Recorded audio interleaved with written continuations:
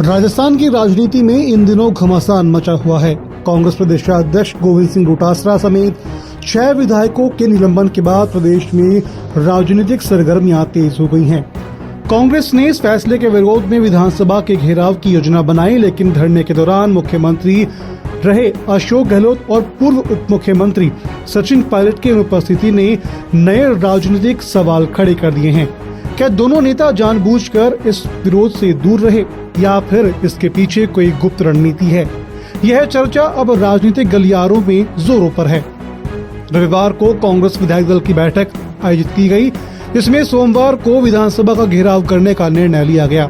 इसके तहत कांग्रेस ने पूरे प्रदेश में कार्यकर्ताओं को जुटाने की योजना बनाई। पार्टी ने प्रदेश कांग्रेस कमेटी के कंट्रोल रूम से सभी जिलों में कॉल करके कार्यकर्ताओं को जयपुर बुलाने की रणनीति बनाई।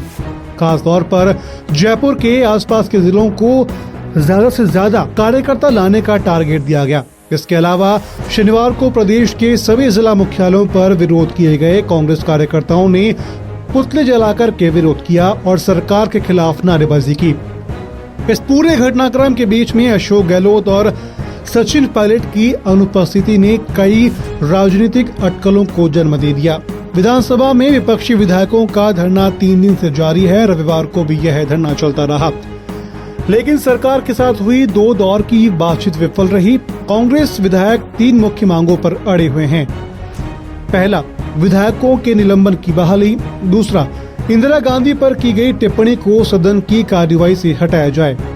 तीसरा, सामाजिक न्याय एवं अधिकारिता मंत्री अविनाश गहलोत सार्वजनिक रूप से माफी मांगे। इस पूरे विवाद पर संसदीय कार्य मंत्री जोगाराम पटेल ने कहा कि हमने विपक्ष के साथियों से बातचीत की है।